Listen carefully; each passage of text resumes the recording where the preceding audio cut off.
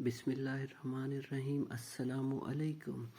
ایشان نیک مگر غریب والدین کی اولاد تھا۔ اس کے ابو سارا دن کام کاج کے سلسلے میں گھر سے باہر ہوتے، شام کو تھکے ہارے آ کر چارپائی پر گر جاتے، لیکن امی نے اس کی خوب اچھی تربیت کی تھی۔ لیکن پھر نہ جانے کیا ہوا، ایشان روز بروز بگڑتا جا رہا تھا۔ یہ سب کچھ ہائی اسکول میں جانے کے بعد ہوا تھا۔ محسوس ہوا کہ ان کا بیٹا کسی غلط صحبت کا شکار ہو کر شان اور امان کی پہلی ملاقات اسکول کی کینٹین پر ہوئی تھی۔ پھر دونوں کی دوستی حیرت انگیز طور پر بڑھتی چلی گئی۔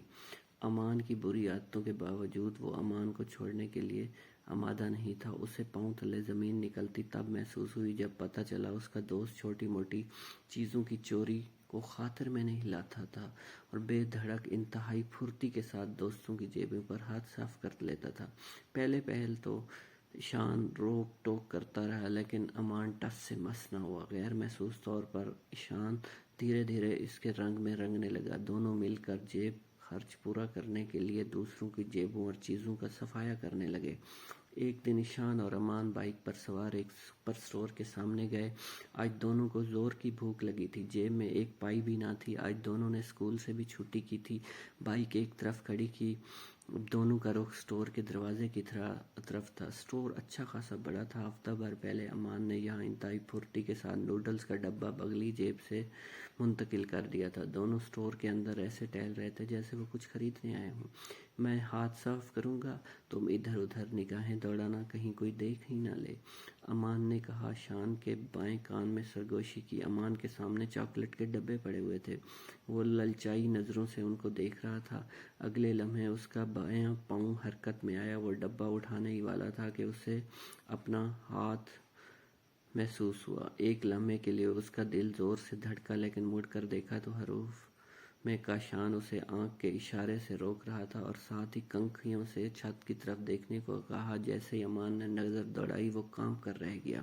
دونوں کیمرے کی آنکھ میں تھے۔ اوپر لٹکتے بورڈ پر موٹے لفظ میں لکھا تھا، آپ کو دیکھا جا رہا ہے۔ پہلی دفعہ جب یہاں آیا تو کیمرے نہیں تھے۔ شکر ہے تم نے بروقت بتلایا، ورنہ نہ جانے کیا درگت بنتی۔ دروازے سے باہر آتے ہوئے امان نے جھرجھری لیتے ہوئے کہا۔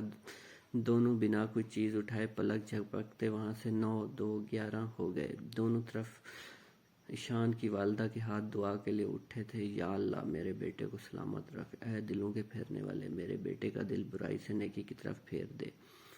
ان کی دعا قبول ہوئی۔ تہجد میں اٹھ کر بھی آج انہوں نے خوب بچے کے لیے دعا کی تھی۔ شاید امی کی دعا کی برکت تھی جو آج وہ کیمرے کی زد میں آنے کے باوجود بال بچے۔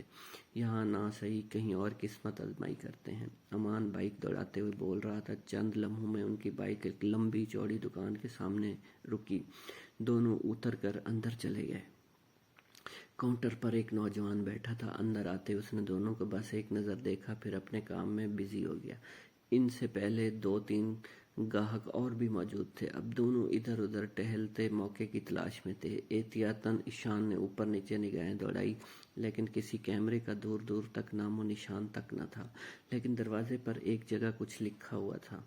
اسے ایک زبردست جھٹکا لگا۔ کیا ہوا تمہیں؟ امان نے اس کا چہرہ فک ہوتے دیکھا تو دھیمی الفاظ میں پوچھا، لیکن دوسری طرف مکمل سناٹا تھا۔ ایشان نے دیوار کی طرف انگلی اٹھائی۔ نظر پڑتے امان بھی کانپ کر رہ گیا۔ دیوار پر آویزاں فریم پر لکھے ایک جملے نے انہیں بدل کر رکھ دیا تھا۔ ابھی تک وہ ایک مصنوعی کیمرے کی آنکھ کو دیکھ کر فوراً محتاط ہو جاتے، آج انہیں پتہ چل گیا تھا کہ کوئی دیکھنے والا انہیں مسلسل دیکھ رہا ہے۔ ان کا ہر عمل نوٹ کیا جا رہا ہے۔ دیوار پر لکھا تھا، اللہ دیکھ رہا ہے۔